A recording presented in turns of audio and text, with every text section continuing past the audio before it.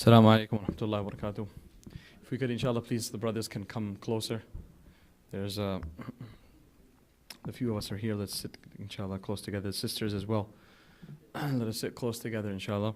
Let me just go over the schedule for today. I was just waiting for a few minutes just to see if any more parents would be coming in. And so I think now we've waited sufficiently and we can begin. So we will start off with a tilawah of the Quran, a recitation, inshallah, by one of the students. And then we will have an introduction to the various programs that are offered here at Darus Salam, followed by a presentation regarding specifically the Tadris high school / Islamic program by Dr. Rafi. And then we'll have a parent's perspective. One of the students' fathers, inshallah, will be speaking for a few minutes. And then we'll have Q&A with students as well as teachers who are here. On the ladies' side, we have also staff, teachers, as well as students. One of the alumni high school graduates of, or rather I should say a current high school student of the girls' Tadris program, she's going to be also presenting to the sisters. And there's laptops available here as well on both ends. So if there are any brothers or sisters who would like to register for any of the programs, or would like to get more details about registering for the high school program, etc., that can be done so, inshallah, as well. So first, I'd like to invite Hafiz Suleiman Hamid, who is a 12th grader of the Tadris high school program. Along with that, he is, alhamdulillah, he's begun his 6th year of the Alim program. And he is also, along with that, he is also a student of Qira'at. So he's been studying the various modes of recitation, one of the very few places in the country where you can actually, alhamdulillah, study the various modes of recitation with learned scholars and Qurra. So I'll ask him, inshallah, to come up here and recite a passage of the Quran in a different mode of recitation.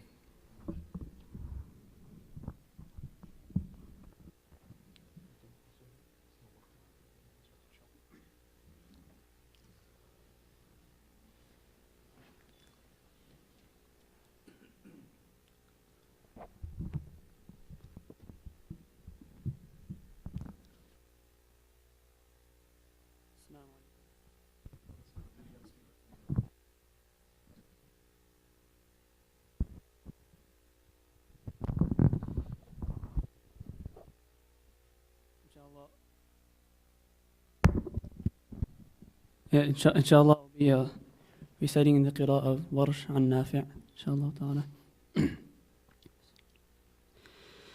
أعوذ بالله من الشيطان الرجيم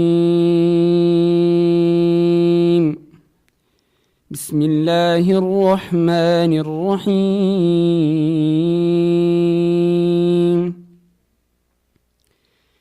يا أيها الناس اعبدوا ربكم الذي خلقكم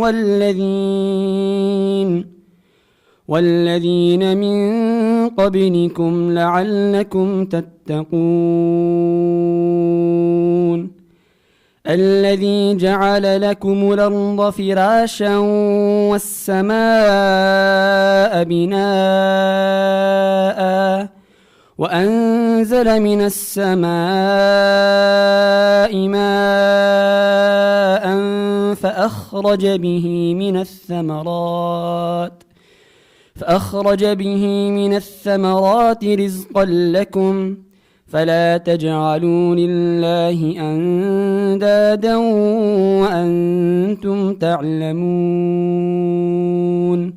وإن كنتم في ريب مما نزلنا على عبدنا فاتوا بسورة من مثله وادعوا شهداءكم من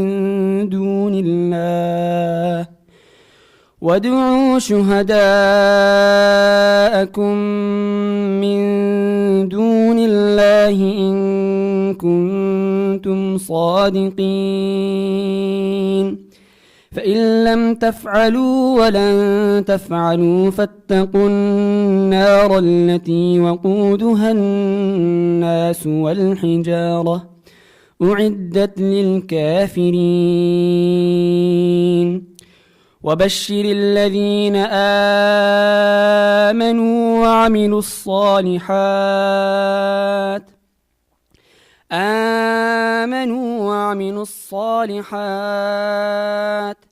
وبشر الذين آمنوا وعملوا الصالحات أن لهم جنات تجري من تحتها الأنهار كلما رزقوا منها من ثمرة رزقا قالوا هذا الذي رزقنا من قبل وأتوا به متشابها ولهم فيها أزواج مطهرة وهم فيها خالدون صدق الله العظيم.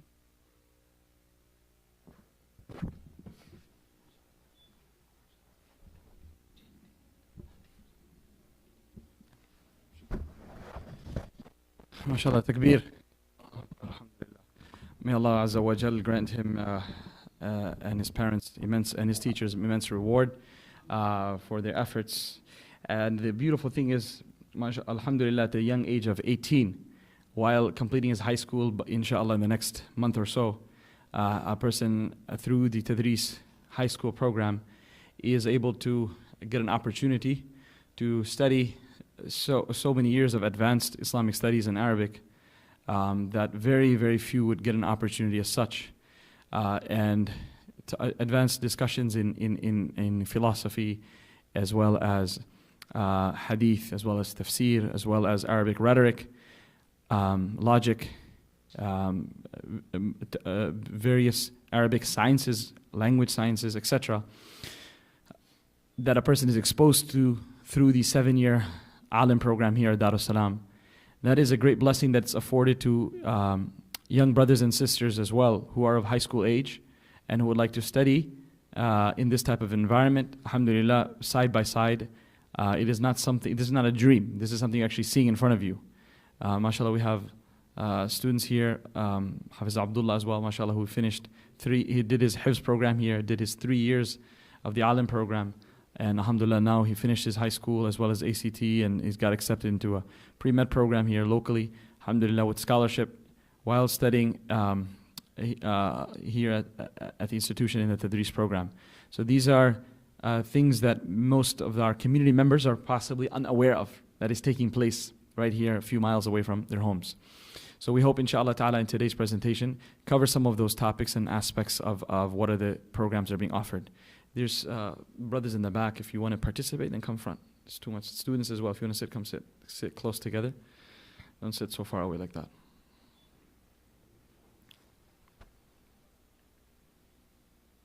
And amongst the agenda, I had said also I forgot possibly to say snacks, refreshments, pizza, whatnot. So alhamdulillah, that's also part of the hopefully maybe the more exciting parts of it, huh? for the youth at least, alhamdulillah, so that you'll be getting that stuff inshallah in a little bit. If you want to grab some water, you may do so as well, inshallah. So بسم الله الرحمن الرحيم نحمده ونصلي على رسوله الكريم أما بعد فقد قال الله سبحانه وتعالى في القرآن المجيد بعد أعوذ بالله من الشيطان الرجيم بسم الله الرحمن الرحيم هل يستوي الذين يعلمون والذين لا يعلمون إنما يتذكر أولو الألباب وقال تعالى فاعلم أنه لا إله إلا الله واستغفر لذنبك وللمؤمنين والمؤمنات. Respected elders and brothers, mothers and sisters, and young students, Allah Azza wa Jal has made it obligatory upon us to understand Him, to get to know Him. Just like it is obligatory for a person to know his parents and to appreciate his parents, to know and appreciate those who have done good to him. It is most important for all of us to get to know Allah Azza wa Jal. One brother recently asked, he said, how do I inculcate love of Allah in my heart? How do I inculcate love of Rasulullah sallallahu alaihi wasallam in my heart? And one of the answers that was given is that a person cannot love someone who he doesn't know. Person cannot love someone who he doesn't know. If you don't know how many blessings or how kind and nice a person has been to you, you won't be able to appreciate them. So when a person does not know who Allah Azza wa Jal is and what He has done for you and I and His immense power and might, then a person is unable to truly appreciate Allah subhanahu wa ta'ala. The greatest blessing Allah can give anyone is the ability to recognize Him.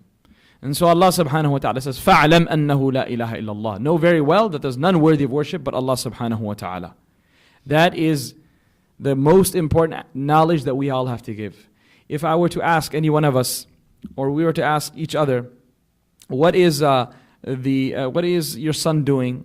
Or just how old is your son? Immediately or daughter, and the response will be, my son and daughter is in this grade, on this track, this many years studied it, this major in college, this fellowship program, this residency program, this internship. That's usually the standard answer parents give. And that the value of the human being now is regarded with education.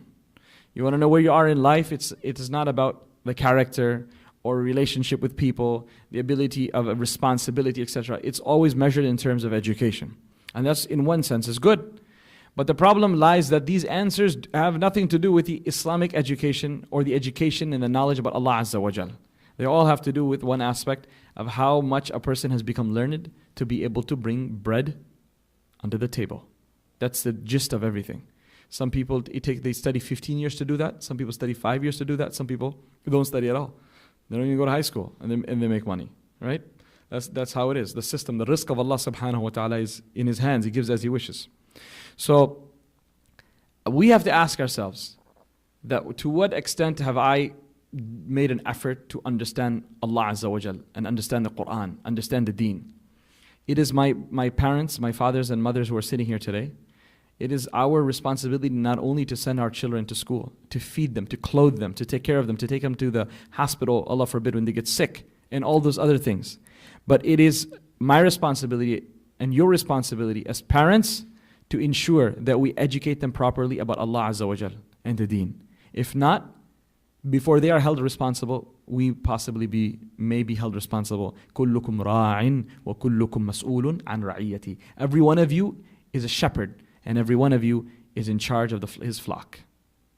So as fathers and mothers, we have flocks at home. We are responsible for a holistic education, both academically and Islamically, spiritually and physically. In every sense, there's no one responsible besides us. Allah has made us responsible for that.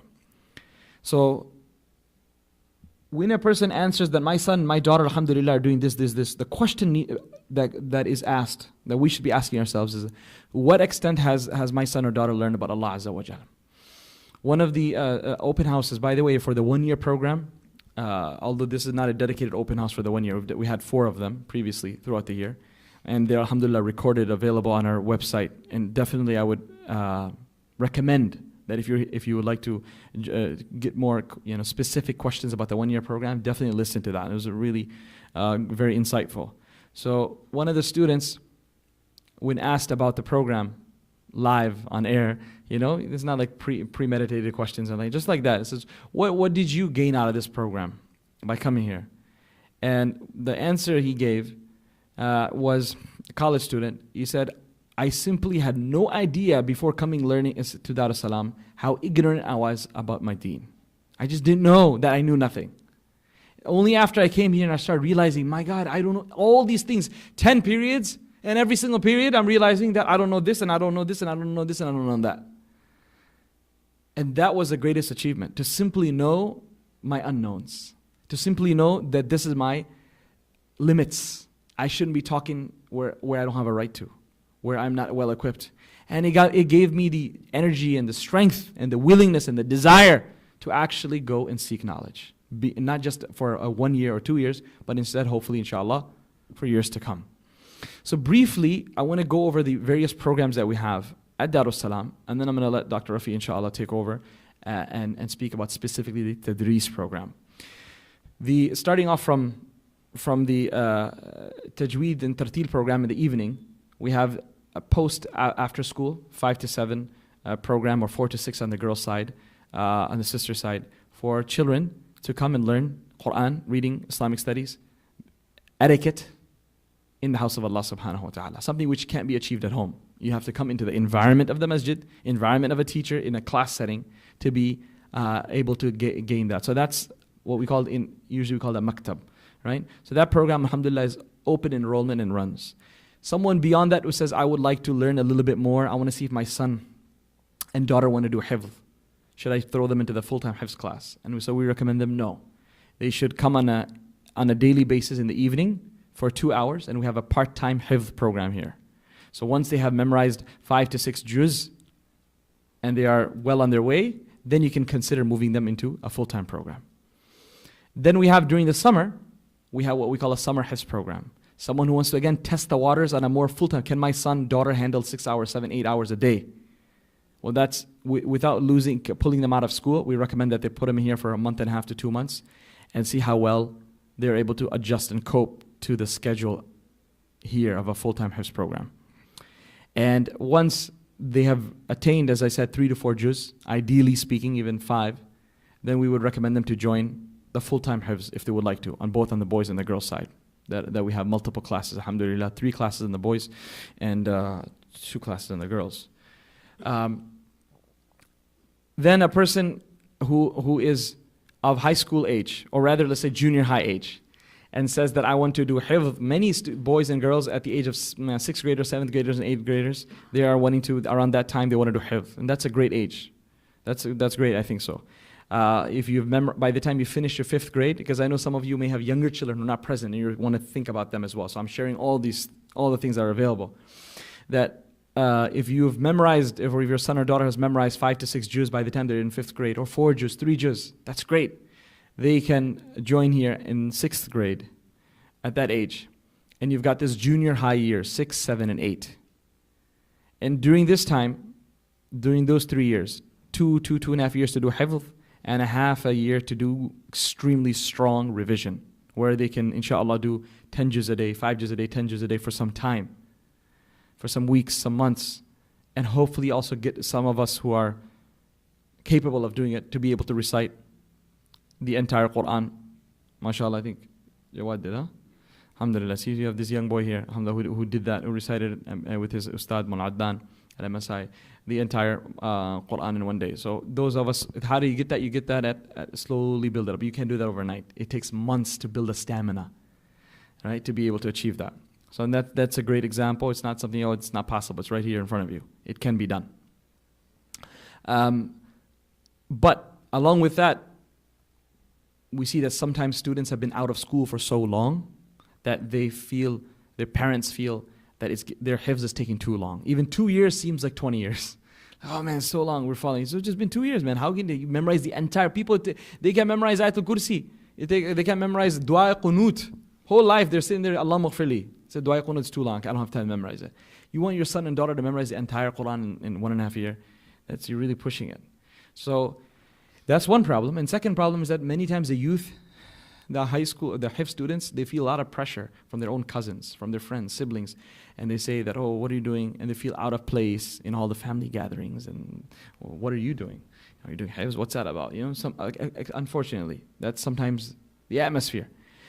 So there's a number of issues that we're trying to address here. And so that's why, alhamdulillah, very soon, from the next month or so, we're going to be introducing a new program to be part of our hifz program here for both boys and girls, bi'idhnihi ta'ala, which is going to be a junior high education at a very basic level. The idea is so that by the time they finish their hifz, they are very easily be able to fit in any class that they're supposed to be going without having fallen behind. And number 2, to get rid of the monotony of sitting in a 8 to 4 hifz class all day. Which becomes quite difficult and challenging for today's children for sure. And allows them to also sharpen their skills, where they don't feel like, subhanAllah, they're losing a lot of their strengths and skills that they previously had. This is still focused hifz program with an hour or so of math and English education so that they are up to par with their grade. 6, 7, and 8 grade is taken care of along with hifz. A child comes in and says, from our Darussalam hifz or anywhere else hifz, or for that matter, any of the students who are sitting here today, and says, okay, my son or daughter is in 9th grade, and I am absolutely not wanting to send them to public school. I'm not going to shoot myself in the foot, in the leg, and I don't feel comfortable sending Islamic school either. Because I just shared this the explanation to one of the brothers here a little while ago, but the fact that you can't really blame Islamic schools for the problems that happen. What do you mean problems? The absence of sometimes adab, etiquette, morals, sometimes issues of just religiosity, and not just you're not wearing the hijab properly, which is also bad, or not wearing your topi properly, etc. But much deeper problems. We're talking about doubts in their faith, and issues about beyond that. Not having full conviction that Islam is a true religion after having studied for 12 years in an Islamic school. So there are many factors for that. And one of the reasons is that Islamic schools are catering to just the community. And not every single person in the community has the same wavelength. Not everyone has the same priority. People send their kids to Islamic schools for various reasons. And the environments at home are very different as well. So you cannot expect every single one who sends their child to an Islamic school to be at the same level of religiosity, tadayyun, that, for example, you may have. The morals and values that you have at home, that you value. Not every single student in your son's or daughter's class comes from a background that's there. They have very differing values. And you have to accept that. There's lots of, shades in between. There's lots of degrees of variety. So sometimes it actually becomes very counterproductive, because when you have people whose parents allow them to do all sorts of openly haram things, and your son and daughter say, how come I'm not allowed to do this? Muhammad is, na'udhu billah, or Talha or Aisha or Fatima is doing this, etc., etc. That becomes quite challenging. We know this. We've been through Islamic schools ourselves, our children going through Islamic schools, etc. And that happens. And so now the question arises that when your son and daughter reach 9th grade, 10th grade, and you know that there is a major crisis taking place within the community in all circles. And the crisis is there's absence of deep-grounded Islamic knowledge. True answers, real answers for real problems are just not there. Because that's not the purpose. The purpose is, let me get a great GPA and get into an extremely good, for example, for the sake of example, medical program. At all cost. Beyond that is that son or daughter's character, moral character, good, excellent. They're holding on to salah, their daily recitation of the Quran. Is that I'm going to get upset, super upset, if they come with a C or a D in the GPA. Am I going to get super upset if they miss their Fajr?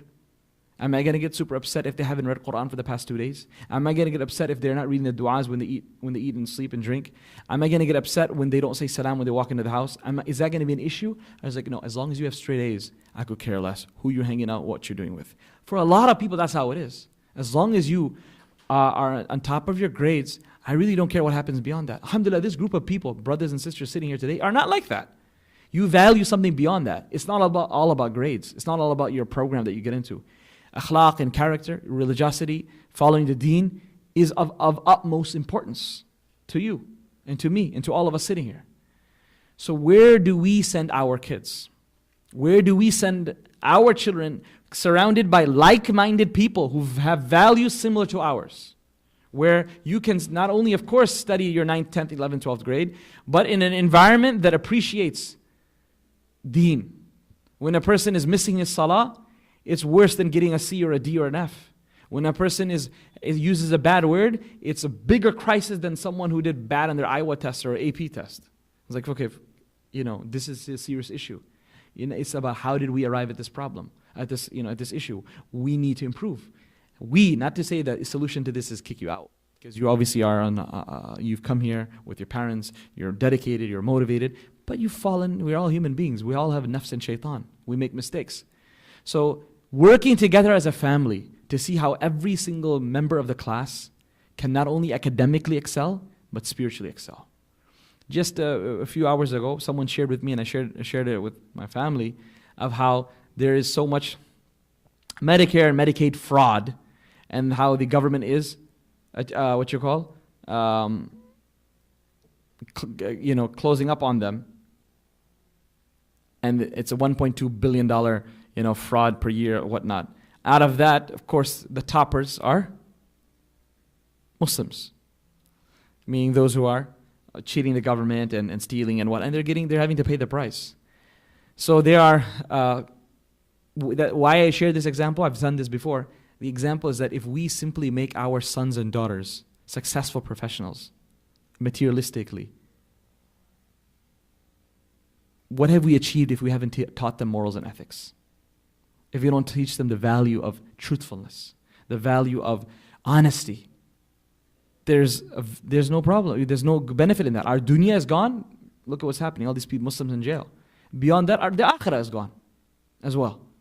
So we have to come up with a system where you can get that high school education in an environment where there's no separation between so-called deen or dunya.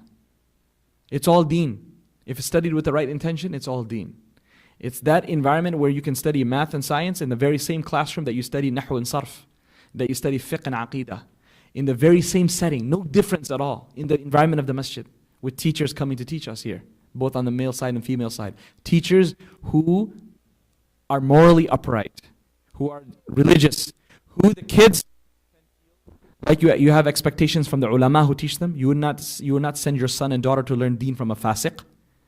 What about the high school? Why should that be any different? That the high school teacher should also be a role model. Not like, okay, just take the math from him and don't worry about the rest. No, you're going to take the math from him, you're going to take everything else. I share this example because when I was studying at one of the colleges here, and I had one of my professors was the head of that department for multiple classes. He's an old man in his 60s. And he's the head of this department. He's published so many papers. He's traveled around the country. But I remember how disgusted I was with his morals and his ethics. The way he would speak to the girls in the class. And the type of jokes he would say. And I would say that, look at, what is this? Look, you're a head of a whole department in this college. But basic etiquette, basic ethics, basic moral values, according to you and me, is non-existent. If we put our kids through that system, what do you learn? That as long as you are earning good money, as long as you have a degree, it makes no difference what you say, what you do. The key thing is money. I'm sure you don't agree with that. You want to be able to present something that the kids can emulate, especially when they are in an impressionable age, which is the adolescence age. So that's where the Tadris program comes in. You've seen examples of that as well. Alhamdulillah, 9th through 12th grade program, where students, boys and girls, with female teachers and separate male teachers, get educated in all the high school sciences along with their alim program. And moving forward, those boys and girls who have finished high school, few of you are here who are in college, we have a few programs for them. During the summer, which we have a 1-month Arabic intensive, which alhamdulillah, this is going to be the 10th year that we are offering it. Started in 2009.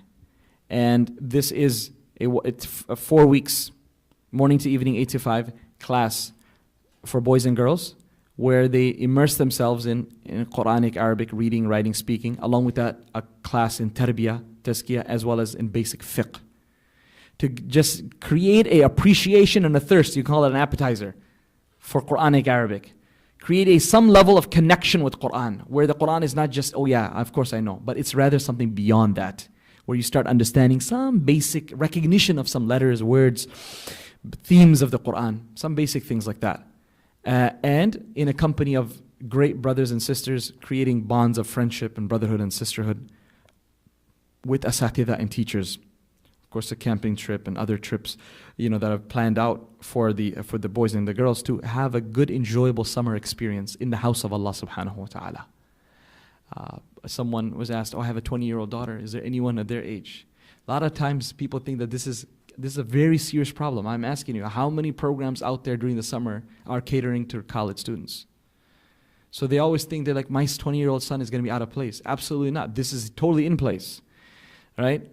One of the brothers was telling me he's passing out a flyer, and he's like, oh no, the local masjid here has a Quran program, Jazakullahu Khairun. This is absolutely nothing to do with your local masjid's Quran program. It's a whole different level. That's why, mashallah, we are welcoming students as we speak right now from across the country who are coming, just flying in for this 1 month. Boys and girls from across the country, some of them with their parents, some of them alone, to come for this 1 month. It'll hopefully create a taste within a person, and then the next step is a person then gets motivated, hopefully, if they have the time, inshallah, the resources, to move on to our Tanweer program. The 1 month is called Tamheed. Tamheed means introduction. Tanweer means enlightenment. So the 1 year Tanweer enlightenment program is a 10-month program that is a immersion into Islamic studies as well as Arabic. So a person learns Islamic aqidah and philosophy. A person learns seerah. A person learns tajweed. A person learns fiqh. A person learns of the various factions within the Muslim community, the groups. What are the different beliefs of each group? Where did this all start from? What was the whole history behind the compilation of the Quran? What's the proof that hadith and the sayings of the Prophet and the actions of the Prophet ﷺ are a source of Sharia? What is Sharia, first of all? What about all these, the word Sharia itself is jihad, Sharia, women's rights, etc., etc. A lot of contentious issues that people raise up against our deen. A whole class on misunderstood verses of the Quran. And much, much, much, much, much more. From hundreds of, like 200 hadith that they memorize to 100 or so du'as that they memorize with meanings. Alhamdulillah, this program, this 10-year intensive has been going on for the past 5 years. This will be the 6th year that we're beginning that with about 160 or 150 graduates of the program so far. Just last year we had about 53. I think so, 50 or 53 graduates of that program. So the 6th batch will be opening up inshallah this coming Monday. Now a person who doesn't know or doesn't, if they're willing to or able to cope up for 10 months, they can do just the 1 month. The 1 month is the first month out of the 10 months. So after the 1 month, if they wish to continue, they may do so. Or if they wish to leave and go back to school, etc., they can. At the end of that 1 year, 20% or so, we could say roughly, say that, you know what, I would like to continue my studies. Sometimes it's 20%, some classes maybe even 40%. And they move forward into the Takmeel program, which is a 7-year alim program. Now this is their study. And they move forward with that, 2nd, 3rd, 4th, 5th year. So even that, we've accommodated students who are of high school age, as well as the students who are of college age. For example, this year we have, I think, 5 students who graduated from last year or moved on to the 2nd year program, and they are studying, taking classes. Actually 5 boys, just talking about within the boys, there are a few girls as well, who are studying the morning classes, 7:45 till 11:30, 11:35, and then they go on to their college for the rest of the day, so that they can continue their college education along with their alim program. And the high school students, of course, that's what we're here for. You'll see, I'll give it over to Dr. Rafi now, that they will be doing the Islamic Studies program in the morning and the high school program in the evening, meaning afternoon. Now, the 1 year program itself, for the high school students, we divide it over 2 years. Because it's the 1 year Tanweer intensive is from 8 to 5, or 7:45 to 5. So if we need to fit in high school here, so obviously they have to do half day Islamic studies and half day high school. And then the next year, half day Islamic studies and half day high school. So they cover that roughly over 2 years. And the next year, they don't just do the simple basic stuff that was done last year, they add more subjects to that. So you could safely say that they do 3, they would be doing 2 years of alim program over 3 years, at least you could say that. So inshallah, with that, I would like to give it over to Dr. Rafi, who's been the head of the high school department here from day one, and mashallah, it's his son I was talking about, Abdullah here, who was a first student, who graduated from the high school program here. 5 years ago he started, actually 6-7 years ago he started Hifz. 5 years ago he was in the first batch of the 1 year students and continued on. So we have some slides inshallah, he'll be going through inshallah.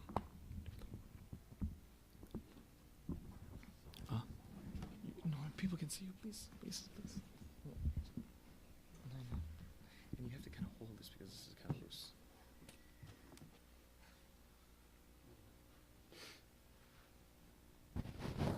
And if any of the boys in here have got specific questions just about the 1 year, are not of high school age, would like to talk to me about that, inshallah, I'm available to speak about that. Is anyone here specifically just about the 1 year? Or parents, I know some of the parents here as well. If you have specific questions about the 1 year, not of high school age kids, Bismillah ar-Rahman ar-Rahim. Alhamdulillah, salatu wassalamu ala Rasulillah. Jazakullahu Khairun, everybody, for coming. I just want to know from a show of hands, how many parents of prospective students? So I get an idea who I'm speaking with. Alhamdulillah. I apologize. I don't feel comfortable sitting on a seat over here, because, forgive me.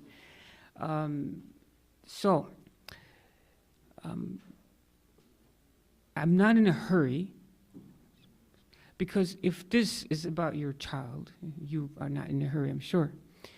And from a parent's point of view, I know all the anxieties that accompany such a decision-making process. So I won't force myself to go any faster. So, and if you have any questions at any time, please feel free to ask. As Mufti Azim Adin was alluding to, what happens with hifz student, and this is a phenomenon I'm pretty sure reasonably universal, is that these beautiful children, they commit 2 years of their life, and 2 years of their life to memorize the Book of Allah in a very precious time in their life, some of the most formative years of their lives. And then it's very difficult for them to go back into mainstream education, right? Besides the fact that they had missed out on some of the secular studies, right? There are social pressures alluded to. So I understand those anxieties. So what happens then is when a child finishes hifz, and this is a normal thing, and I think it's perfectly natural and reasonable, because it stems from a love for the child, and then parents want to send them back to school, right? So as soon as the child finishes hifz, there's an itch to get them back to school. So was the case with my son, my beautiful child. So, and then there are a couple of things that in my mind as a parent that I would mention. One is that Alhamdulillah Rabbil Alameen, hifz is great, but I personally believe that a child that has completed hifz is better capable of protecting the book if they know the language of the Quran. And really, it also acts as a constant source of guidance for them, inshallah, if they know. So if you're standing behind, if he's leading Tarawih, then it's a different feel, I'm assuming, for a child who knows what he's articulating. So from my mind, the natural conclusion of a hifz program is not the end of the hifz. I mean, really, they should go on to learn the language of the Quran, and that's not that hard, especially for children of that age. So one thing that I think that needs to change in our community is this concept of hifz, and that is we think hifz is finished when we are done with memorizing 30 juz, and that's perfectly all right. I'm not saying that's wrong, but I think it'd be better if we change that to understanding that, well, that's almost completion of the process, right? Almost complete. And I'm sure as parents we want that for our kids, right? Who wouldn't want that? Yes, parents, do you want your kid to be alim? Of course they say, I want a kid to be alim. But when it comes time to make the decision to place them in an alim program, it's a very tough decision, right? Because then you're trying to balance deen and dunya, right? So to speak. So those anxieties, first of all, are very legitimate, and I think those are, I appreciate those anxieties. That's one thing. So the first remark I like to make is that I think it's very important for our hifz students to know the language of the Book of Allah. If they can memorize the Book of Allah, I mean, all they have to do is know what the words mean. We already memorized all the vocabulary, right? So that's one thing. And the second thing, at least in the one-year program that follows, the one-year program, they really don't learn much more than everybody should know. Like the fiqh of salah, the fiqh of wudu. How do you know? I mean, do you feel comfortable with their wudu? How do we know when our salah is negated and it's not negated, it's proper, and what do we have to do? So the 1 year, the first year of alim program education is really the fundamentals of a religion that everybody should know. So it is, in my mind, it has always been that it's a parent's responsibility that by the time a child is baligh, by the time they're mature, they know how to make wudu, they know how to pray, that they're comfortable with their prayer, right? It shouldn't be when they're like 30, 35, 40 years old. Like in my case, when they took adult classes a week and didn't realize their mistakes. That should not be the case, right? We have wondered a little bit if that's our perception of what normal Islamic education should be, right? So that's the second thing. So I felt in my own family, my own children, that it was my responsibility as a parent to teach them the fundamentals of their religion. And so, especially if they're going to be hafiz of the Quran, I mean, there's a certain responsibility that goes with the title, right? So now, when it came to then with my own son, then we had to, as a parent, I felt, okay, well, we need to do something about this secular education because they need it, right? You have to be able to do basic math. You have to be able to understand the surroundings, what's going on in the world, in the society. So he needed a high school education. After dedicating his time to memorizing the Book of Allah, I just want to suggest one more thing. Alhamdulillah, already as a parent of his students, you know the sacrifices that you have to make, right? Alhamdulillah, you have to make those sacrifices. And alhamdulillah, these are the kids who have committed time to memorize the Book of Allah. If anything, they should get the best high school experience, right? They should get the best high school experience. So when I started this with my son, it was not my intention to give him, GED type, tutoring sessions. I wanted him to have the best high school experience anywhere, period. You follow?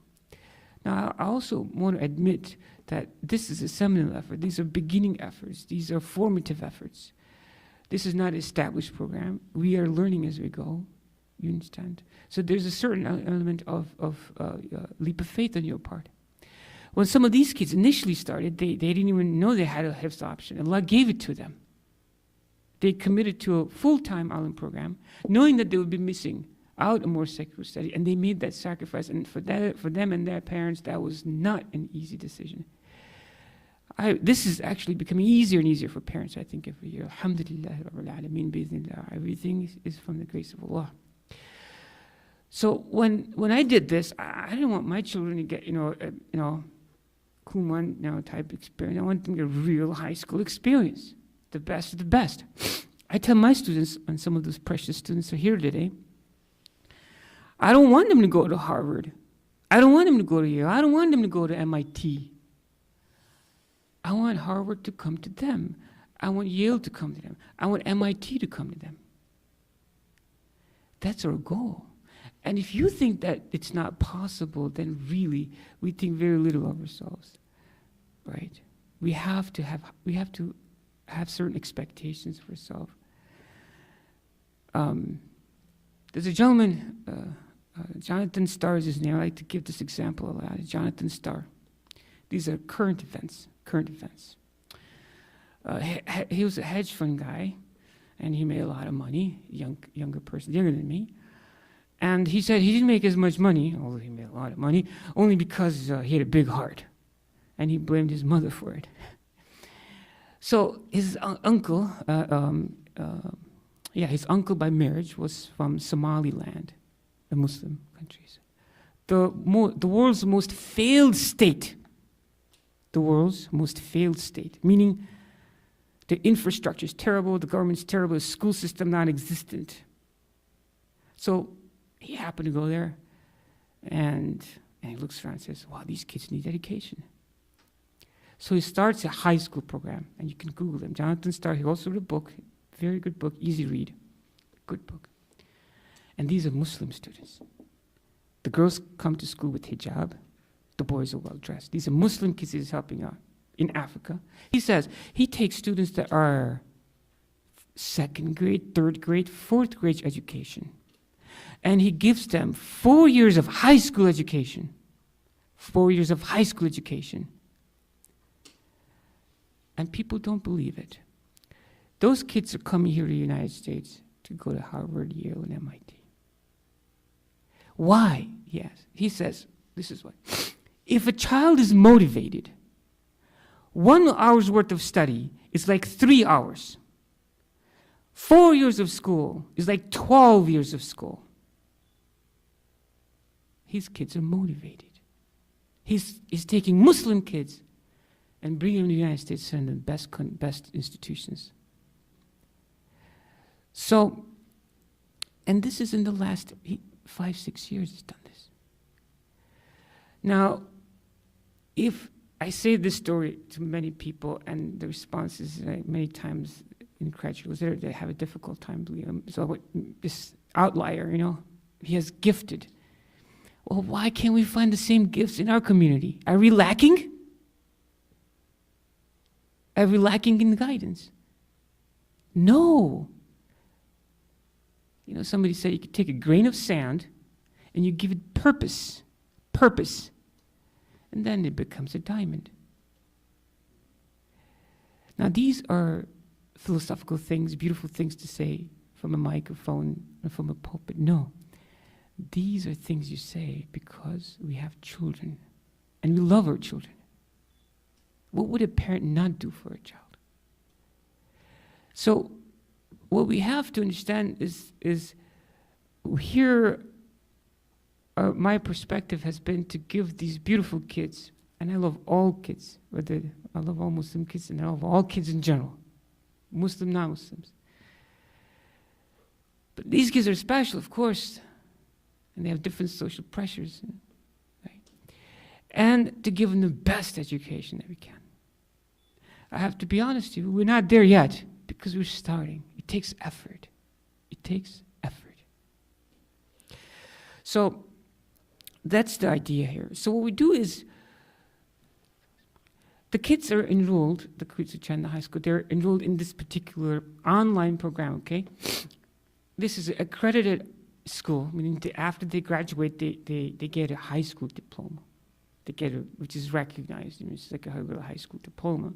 So every student registers an online, basically, like homeschool type program. So, and we basically are under the umbrella of this institution. We kind of happen to bump into this institution, and that's how it started, right? And we actually do the college preparatory program. There's 2 high school programs: the general high school, and there's a college preparatory high school. And our students are registered in the college prep program. And then we take them through the high school curriculum. I must suggest the curriculum that we do. Now, I'm going to say something quite. There's many things I'll tell you. Many parents have a hard time believing until they see it. The idea is to try to finish the high school curriculum in 3 years. Now, we do the core curriculum, core high school curriculum. In other words, in regular high school, there are a lot of classes that they don't have to necessarily take. There's study hall, there's gym, there's carpentry, all those are good things. we don't do carpentry. It's dangerous, I'm saying, break up the muscle or something. So this is the core curriculum.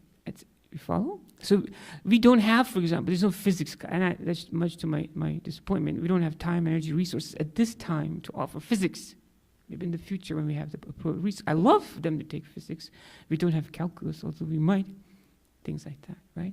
So we provide them high school, the core high school education. Now, we cannot lose sight of the following. If you send your child here, you should not send your child here to get a high school education. You should send your child here to get an alim education, really. Right? I mean, if somebody's offering you an alim program education for a child and a high school degree, right? That's like, wow. Right? There's nothing to complain about in a way. So we have to understand, this is not a high school program with Islamic studies. This is Islamic studies program with an appended high school education. But on the other hand, as I have suggested, this is not like a tutoring session. This is a real high school. And expect my students over here, the beautiful kids you can see, I expect them to go on to become engineers. I expect them to go on to become even doctors. I expect them to go on to become IT people. They need to become, they can do whatever they want to do.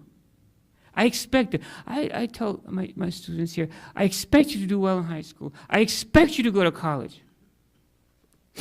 None of this, are you going to college? No. What are you talking about? You're going to college. Everybody's, high school is just high school. What kind of, no? You should go to college.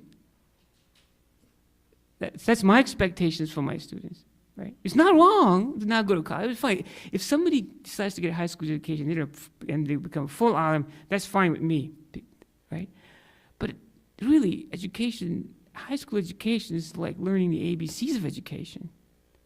So my students, I hope and I expect that they should go to college. That's my expectation of them, right? So, and I do my best effort to try to help them achieve those goals. The second thing, as I have already suggested, is that many of the students, like last year I asked the class, so how many of you are HIP students, are Hufaz in the class? There were like 10, 11, and then I think like all but one student raised their hand. Like 10 out of 10 students, most of the class is HIP students, right? So I understand that they have special needs, that they have missed out on a bit of education, so we have catch-up work to do. And we tailor our time and energies and efforts to help them bridge those gaps, right? So this is the schedule. I gotta tell you, we're all over the place. We do what we have to do to get the job done, right? Some of the students have come here after Fajr to get extra studies done. It's like that. But this is a sketch of the high school curriculum. So in the first year, when they're here, first they do like a lot of writing, physiology, health, a lot of algebra. They do psychology. The way I have envisioned this program is that it's a very language arts heavy program, because language arts tend to be one of the weaknesses, right, in reading and writing. So I want my students at least to be grounded, well grounded in language arts. So there's a lot of emphasis in language arts. And then the next semester they do more writing. The following year, because it's not like it's an online school, so it's not like they follow the regular, high school schedule. So the next year they do American literature, American U.S. history, geometry, and biology. And then after that, they do Algebra 2. And that's the extent of math that they need to take for this high school. And finally, in the last year, Algebra 2 takes a long time. They have to take a second science class, and we do chemistry. And they do electives that they're left. A lot of these kids are very self-motivated, mashallah. So some of the classes they do on their own, and I wouldn't have it any other way, because you have to be self-motivated. You have to learn how to study on your own. You can't always have a teacher in front of you. So that's the schedule. The students are expected to take SAT in Illinois. Last year switched to SAT emphasis, and we helped them with that. And this is just to suggest to you that we are actually serious about our studies. These are some slides from our high school history class, American history. This is the War of 1812. The Star Spangled Banner was a result of 1812. So when we study history, which is one of our favorite subjects, we really study history So these are some of our biology classes. Slides. So, as you can see, all of these, we made these slides, so you can see we put a lot of effort in giving them a good education. This is a health science class. And algebra, geometry is regular. The textbooks are the same textbooks at regular high school. You won't be able to tell the difference. We have our high school class from upstairs. You can go check it out. Same textbooks. And we cover everything. So that's a brief summary of the program, right? And whether or not it will work, it's appropriate for a child, it depends on the child and the parents' perspective. I mean, like in anything else in life, success is how much effort you put into it. And what I have appreciated in helping out the students here is that the institution of parents and the child all have to be on the same page. If the child's heart is not in it, it's very difficult. If the child's heart is in it and the parents is not sure, it's very difficult. You follow? So everybody has to be on the same page. They have to be committed in the program. And then the other thing is parents ask, well, they have certain anxieties, a new program, etc. You know, everything has to start somewhere. You can ask my students, I tell them this institution has to be the Harvard of the future. But even Harvard, 1636, had to start somewhere. Okay? So we have to have high expectations. And how do you know if it's going to work? Parents say, how do you know it's going to work? Well, parents know my response to that.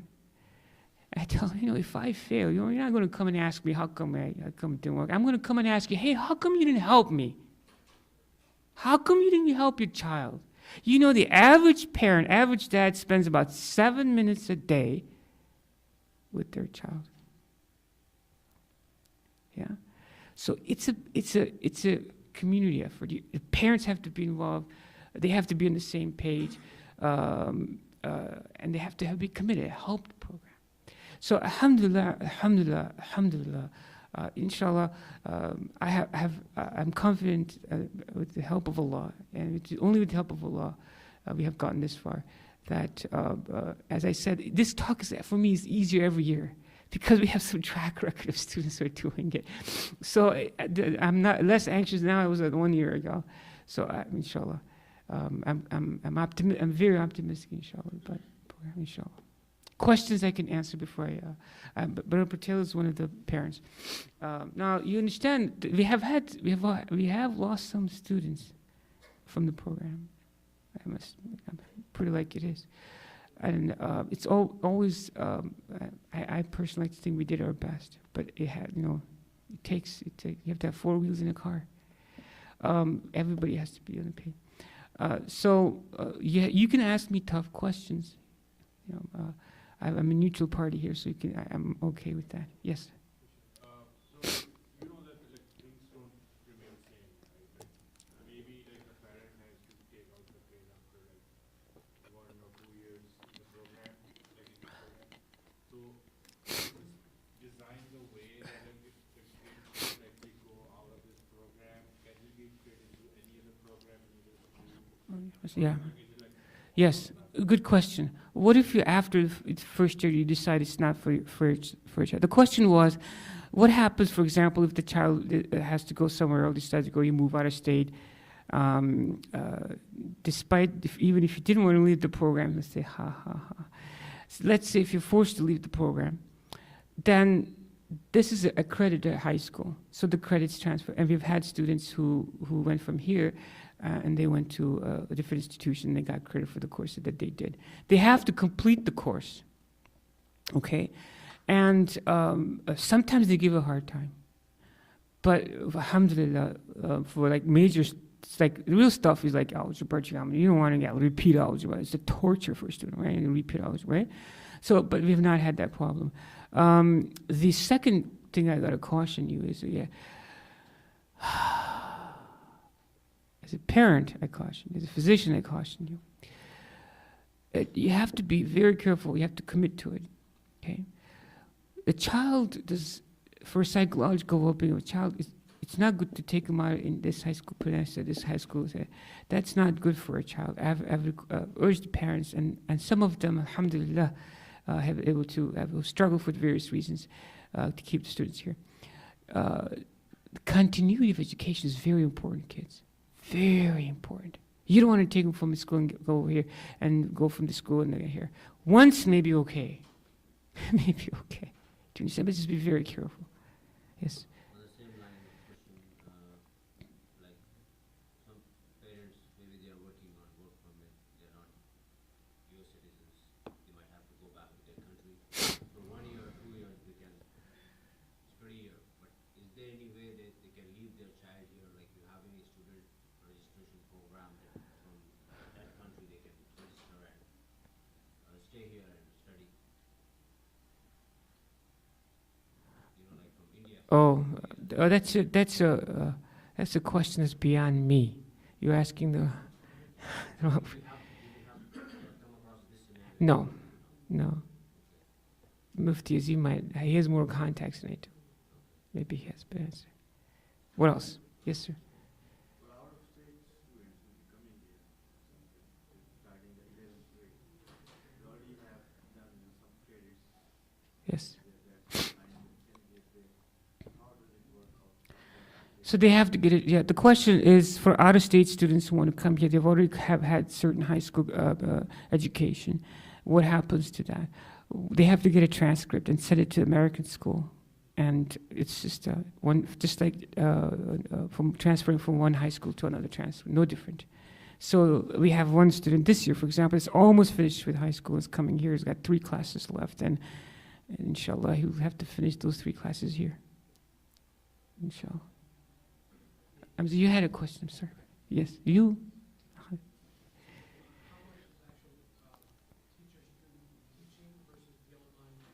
It's all teacher-student. Teacher-student and self-study. There's no online. If you do online, it's very difficult for the students. Kids are kids. They just provide us the textbooks and the curriculum. No.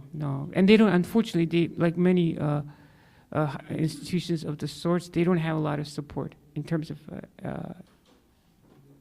for the exams they use online. no.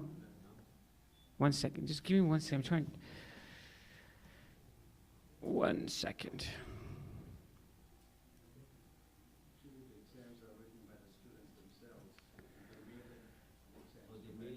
And yeah.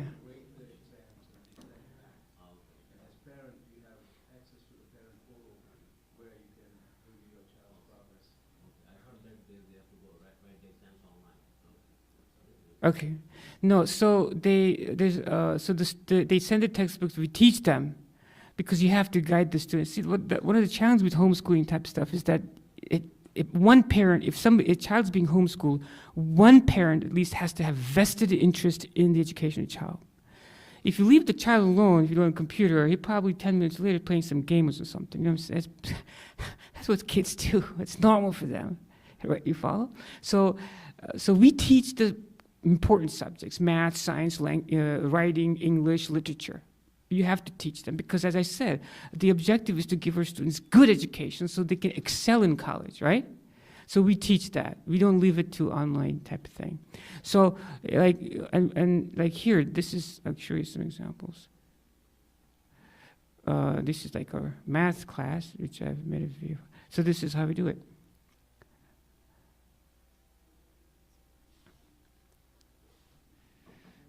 There is no volume hookup here. That's okay. So when we do math, for example, we do serious math. It's not like, sit down and we really do serious math. So, and this is our website, our YouTube site. And we do when we do science, we do serious science. I'll show you. So we do serious science. I teach everything. No, I was kidding. Alhamdulillah.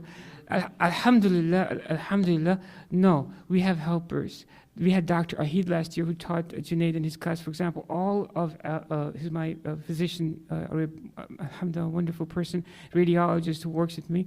He taught them all of health science. Big help. Last year we had Maulana Jamal teach writing 1, writing 2.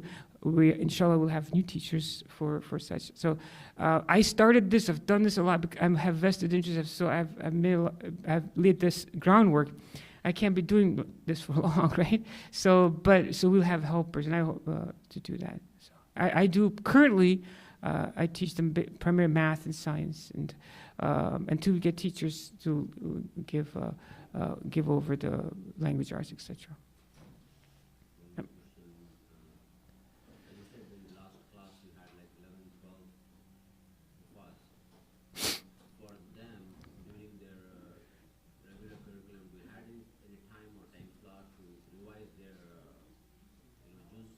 It's not easy, but they do it, alhamdulillah. A lot of students, we don't have classes during Ramadan because most of the students lead Tarawih.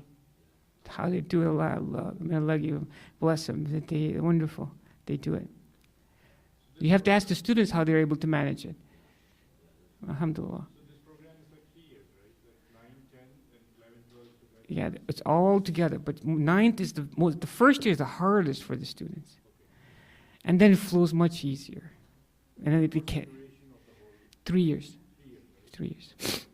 But the first 2 years are majority of the education, 80% of the education the first 2 years. Yes, sir. Yes. Self-study means they have the book, they read the book, and they take the test. And they send the test to school, like psychology. You know, I have psychology friends. I know a lot of psychologists that I could have asked them to come and dedicate some time to teach them psychology. I didn't want them to, because the psychology class that they take is a baby class, and they read it, and I want them to read. It's reading skills. They acquire reading skills. And they feel good about it, right? They feel good about doing something like on their own. So for classes that I think they can manage, they should be able to do it. Some of the best, most educated people ever in history, they were all self-educated. I mean, it's an important skill to have. Some of you parents will tell you some of the best education you've had is after you graduated school, right? It's the nature of you. So we have to get from this mindset that some of the best institutions, creative institutions, are institutions that give responsibility to students. One of the reasons the students are not motivated in regular schools is because so much freedom is taken away from them, right? But human beings want to be in charge of their own destiny, so to speak. So I wouldn't leave a child to complete Algebra 1 or geometry by themselves. No, they need help with that. But for psychology, I could have, but I didn't. I don't want them. I don't do it all. Just read the book. Learn some reading skills.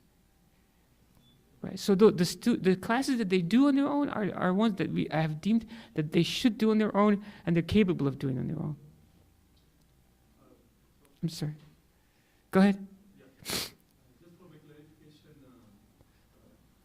so the normal high school in America is 4 years. So within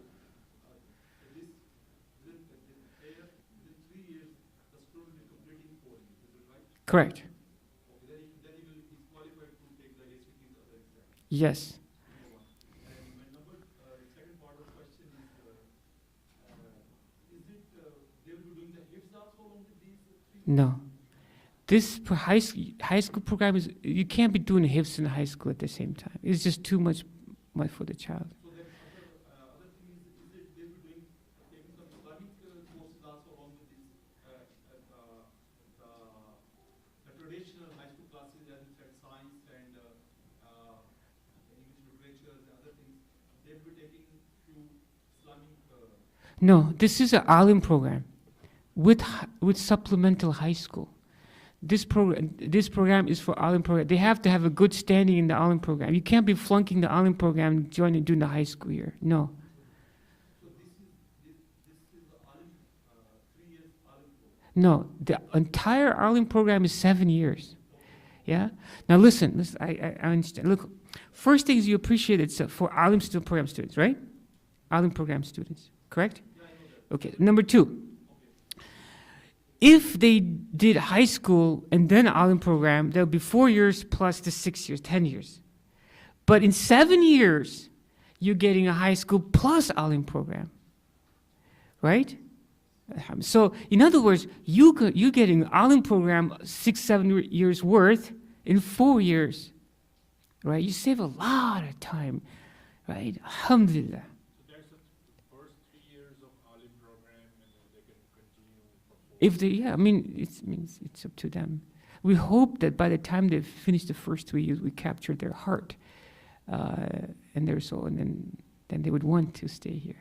But you just said that you want them to go to college. Of course, they finish the alim program, and then they go to college. Just like the young man who did the recitation here, he's almost finished, and him and his colleague. And after that, I expect them to go to college. So how are we going to get? See, I tell you, as a physician, there's a healthcare crisis. You hear about it every day in the news. I'd like to ask you a very simple question: do we not have all the answers? Who's going to relate that to answers to the community? It's these young men who are going to be the ulama and the muftis of the future, and doctors. Yeah? I'm a physician, right? I know the difficulties. So we need exceptional individuals like that. And this has been, I have to suggest to you, some of the great, I was reading some of the greatest scholars of India, like Shah Waliullah, and if you read their biographies, this was their curriculum. He did geometry, he did algebra by the time he was 16. This is not like we're inventing a new, this is our tradition, right? So we have to basically recognize our own heritage. This is our heritage. This is how it's supposed to be, right?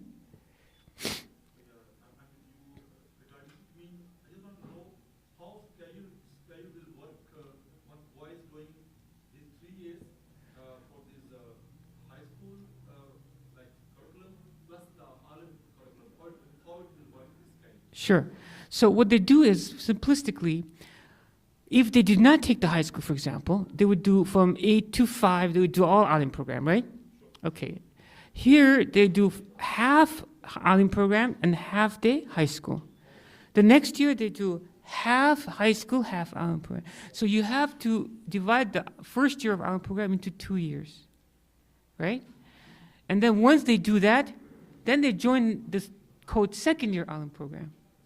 You follow? Now, if you do the math, if you're following this, you understand the muftis are working very, very, very hard, right? Because they have high school kids and then they have the regular high school kids.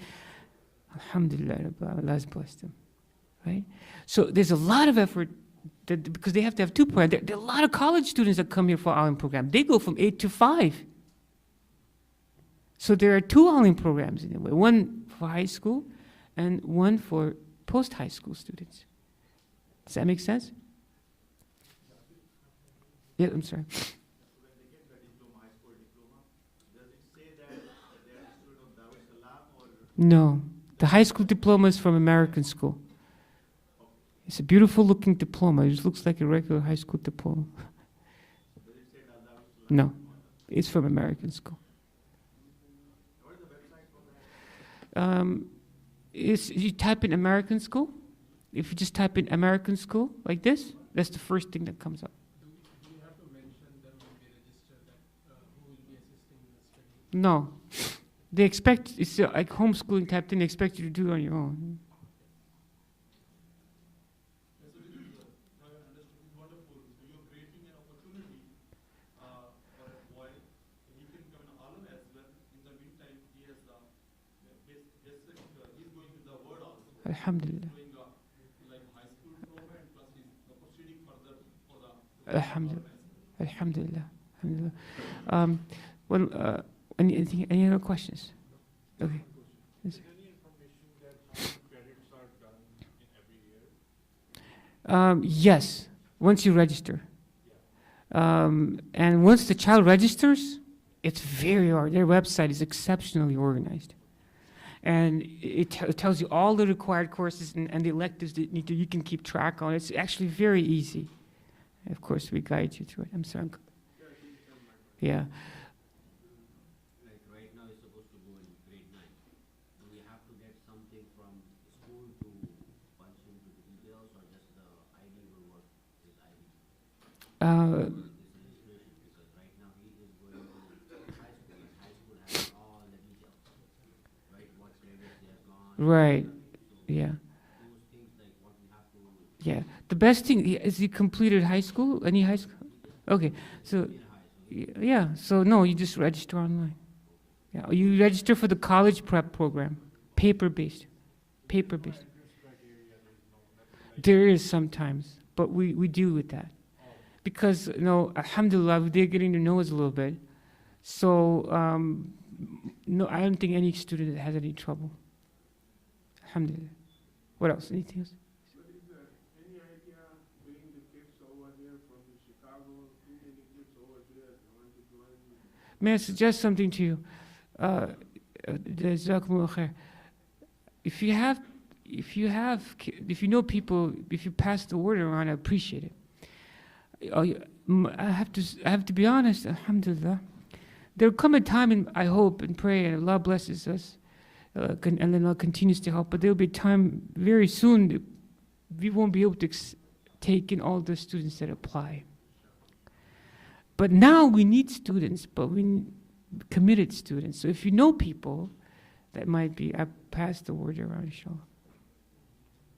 How many students are there right now in high school? 11, 12? Handful. 11, well, some graduate, 2 graduate. And then there are 11, 12, there are 3 left now. So, and then the rest of them, I think I have probably 14 students altogether. Yeah. About this program for the high school, is it not for the students who are doing the HIPS? No. No. So what do you have for them? Oh, my beautiful. They are the ones who are also monitoring this process. Yes. I'm not sure. You asked a very good question. You missed a little bit of it, but let me reiterate it for you. Inshallah, Mufti mentioned, we're starting a program specifically for that, because look, when these students come in, it's my responsibility to teach them math, and right? Now, if I have to start with 2 + 2 = 4, that's very tough on me, right?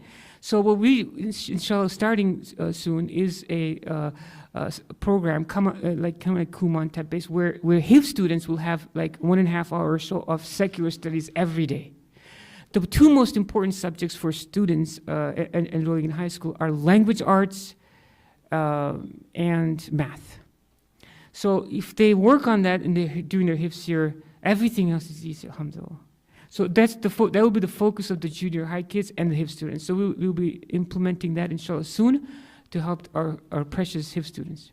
Because I think that it is very important, especially like subject like English, even though we speak English and we use it so much, but we have to build it over the period of time. Otherwise, the kids, when they come out of the house, they struggle a lot, because obviously there's a gap after that. You put it better than I could, mashallah. I agree. Anything else? Yes, sir. So what about the kids who are high school age, who already finished junior high and they are doing HIPS? That's tricky. So what I would recommend for them, they finish HIFs. They finish HIFs. See, when high school, there's a lot of high school age kids, okay?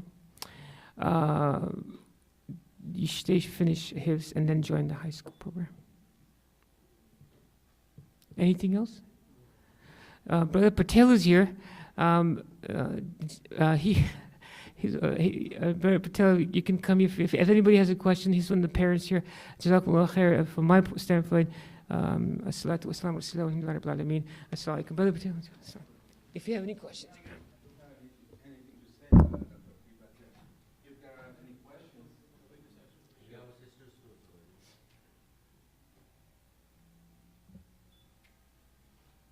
MashaAllah, Dr. Rafi and Mufti Azim have explained the program very well. My own son, Muhammad, he just came into the 4th year of the Alim program. He's also doing the high school program as well. And when he started here, there were a few senior students. Dr. Rafi was coaching them for the high school. And towards the end of the 1st year, I was really confused what I should be doing with my son. And then Mufti Azim he informed me about Dr. Rafi's assistance that he's giving to all the high school students. So that's when he joined the high school program as well. And mashallah, right now, he is almost done with, he's actually taking a lot of subjects in 10th, 11th, and 12th grade as well. There are several subjects that he has completed for the 10th grade and the 11th grade as well, but not fully. And there's 1 or 2 subjects on the 12th grade as well that he's taking. And alhamdulillah, with Dr. Rafi's assistance and other teachers' assistance, is doing very well. So if there are any questions, I'll be more than glad to answer those questions from a parent perspective. Yeah, but what is mentioned one thing that, for example, like in case if they don't have a tutor for calculus or for physics, so for those type of things, for those type of subjects, do we have an alternative?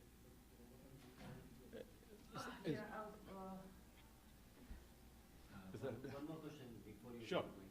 Your son is Muhammad Hafiz too, or no? Yeah, he's a Hafiz as well. Okay, so I had a question Yeah, sure. How we used to keep it as hips during this course, we can. Absolutely. He is, mashallah. You know, one thing that I've seen here, Dar es Salaam, it teaches a lot of discipline. When he started here, he was just like any teenager. He had his cell phone, wasting a lot of time. He wasn't that responsible either. But mashallah, when he started here with the hikmah of the teachers, Dr. Rafi, he doesn't have a cell phone anymore. He just has a dumb phone. And that is the main thing. You know, if your child doesn't have a cell phone, you won't have half the battle. Yeah. He doesn't waste his time. MashaAllah, he's leading Taraweeh for the past 3 years. This is the 4th year that he's been leading Taraweeh. And he's doing very well, alhamdulillah. I think cell phone, internet, those are the distractions that as much as possible, if we can try to assist our students, our sons and daughters to stay away from it, you have won half the battle, I think, in my opinion. You can state it. Question was raised, what if a child needs calculus or things like that? Two answers to that. We will have that problem very soon because there will be some students who will want to take it. And I'm going to answer that in just a second. There's one thing I want to mention is that I have a philosophy of life. You can't come to me with a problem unless you also come to me with solution. Absolutely. You understand? So that's my basic principle. So if you have a problem, okay, what's your solution? What are you going to do about it? Right? So we have to have that mindset. And personally, I follow that. I never complain to muftis unless I have some solution to the problem. And I don't complain of something until I have a potential solution. That's something we have to understand. But that's going to happen, and I want the students to be able to take calculus, for example. So we have to find a way, whether we have to bring a special teacher to teach them, or they making online classes or something. But we're going to have to find a solution to that, because very soon you're going to come into that problem. Alhamdulillah, as the program gets established, students, it's getting easier for students to accomplish things. Yeah, if you don't mind, sorry, you can ask your question after that. So the assumption is there's a separate tuition for the high school A- in addition to the. Absolutely. That goes through American School. You pay American School the fees, the tuition fees as well as the books. They grade the exams. They send back the exams. And I was just, Dr. Rafi, is there a way I can show the student portal, the parent portal on here? Or do we have access to internet? Yes, there is access to internet. Maybe I can show the parents here. My own son's, as a parent portal, I can see his Don't progress. don't show Muhammad's grades. Okay. He's one. I have to say, Muhammad, of course, his son. He is very modest. Mashallah, gem. That's the only way to describe it. So, Brother Rafiq, this is a question for you. Actually, I have heard very good things, mashallah, about the way of your training, especially some of my friends who had their sons in your high school program for the past couple of years, 2-3 years. So they were talking, mashallah, very good about the whole program. I have a very good feeling, but is it going to continue this way, or what is the kind of commitment that we are looking in terms of the people who are training them? The question what you're really saying is, am I going to teach here? Yeah. Alhamdulillah, there's two things. If we think that that I'm the only possible teacher here, that young people are It's not just about you, but in general about yourself and well, we have to how we have you're to have a high standard for ourselves. I personally believe our community has some of the best talent. There are a lot of hidden talent, but they're shy to come. And but I'm a math science person, and it would be hard for me. It would be hard to take teaching from me because that's where I love children. And but that's my thing. I wouldn't want to be teaching, language arts. It's not my thing. So inshallah, Allah allows. I'm only one person, and I'm sure there are people who are better than me. Inshallah, we take over this. As Dr. Rafi said, whenever we come up with a question, we should have a solution as well. So your question, I have some answer to that one about the calculus. So because I was having another question on mind, I think that may answer your question of the calculus. Because I believe if as this course is basically Alam course, but within these 3 years, the high school degree is also being given to the students. So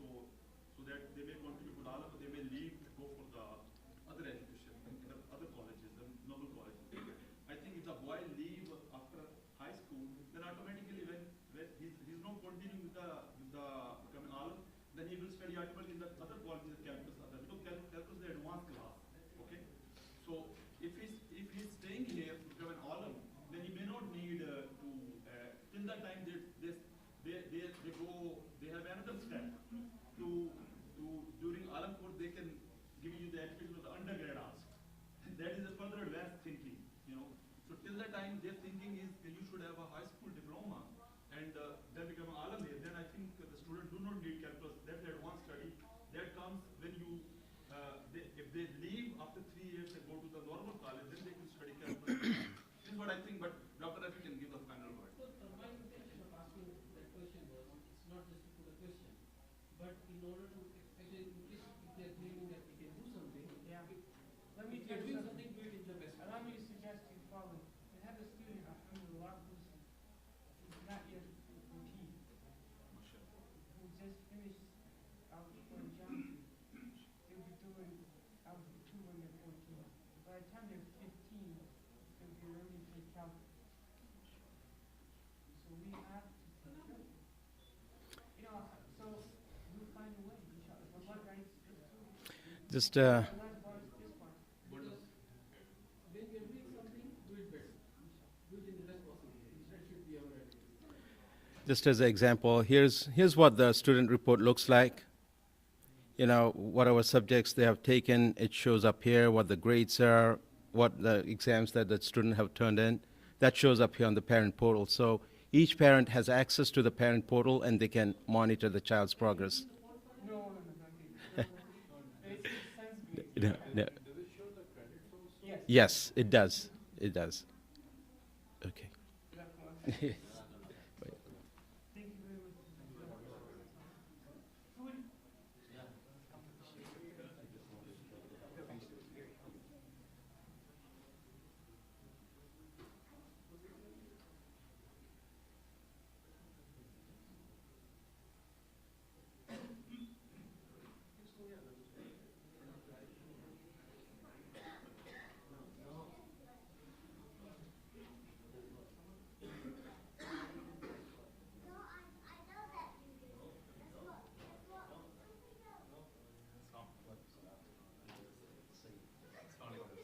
I'll show you in a little bit.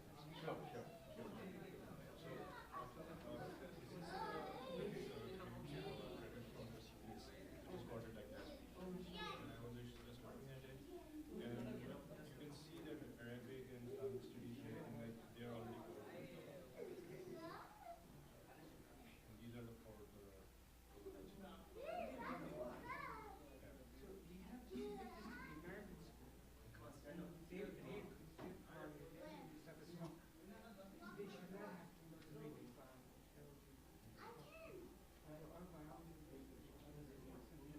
the biology. Our biology. So biology, they should not have to read.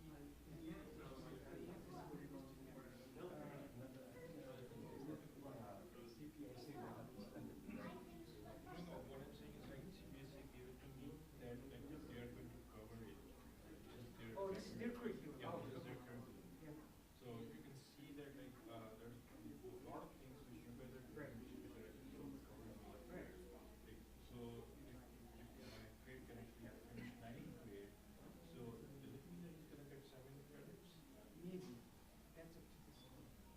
No, but what the That's what I'm saying. That's up to the American school. They may or may not take Islamic studies. My son did 3 years from here, and they didn't use Arabic credit.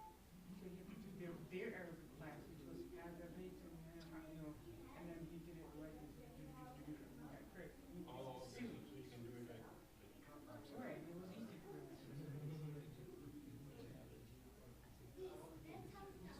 easy for him. we only use chemistry also. But yeah. Yeah, biology. The only thing that we don't have there is physics. We have to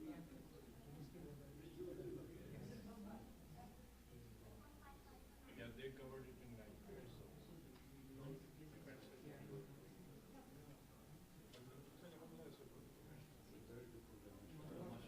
My son is actually doing gives over here, he just had 10 more paras. So I'm thinking like I will finish it, like I will talk to and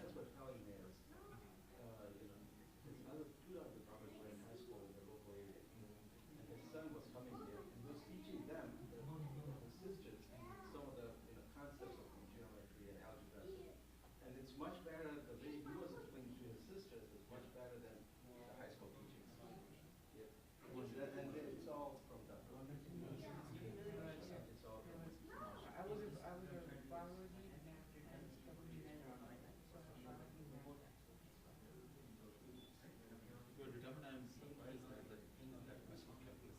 We're determined even someone is capable here, as you said, the Royal 43 page award already done, geometry and algebra.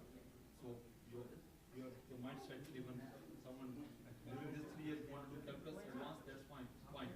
Okay, great. That's what Jazakallah is.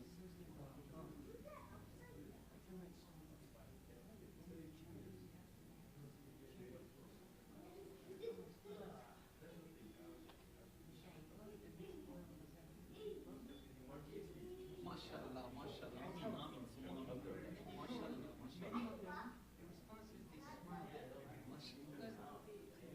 Ameen, Ameen, MashaAllah, MashaAllah. Some of those, you know, it's not us, it's luckily.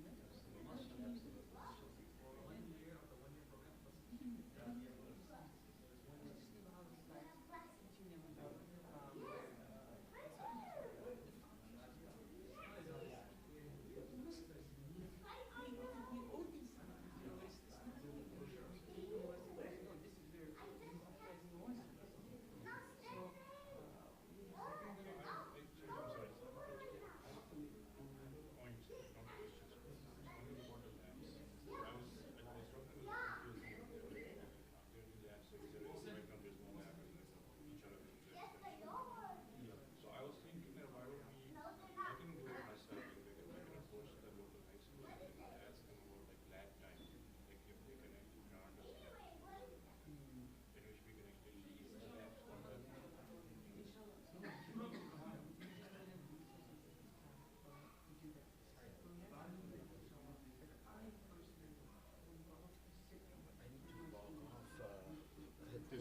No, that's not me. No, I just closed on the extra of the browser. That's what I did. Is there? Oops. This is all private.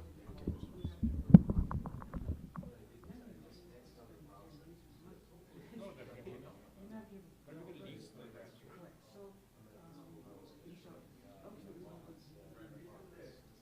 Okay, okay, so I'll do some research on it and if it's possible. The other thing is about the company. Do they have any credits which like the students can earn? Because I'm a programmer, like I can actually help you out with that.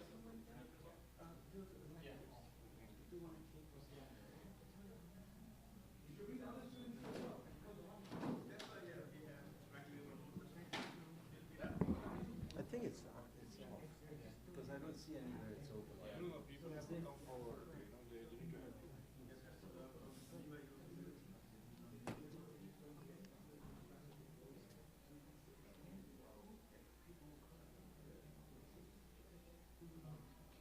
Good class, yes. Definitely. That's the age. I was having also same two questions of this lab plus computer classes you just. The other thing about lab time is that that's important. So because we don't have to focus on the theory. Yeah. You don't know, but ideally, my son graduated, and he didn't have any chemistry or math. But I'm going to, I went to him, who doesn't want to do chemistry? We've never seen a bug before, you know, but so, inshallah, So like they have to do ACT after that and then apply for the college? Yeah. So like your son also is in the college or is? No, he's in the high school? Besides your son, is there any other kid who went to the high school? Like to the college, sorry? yeah. So there were two that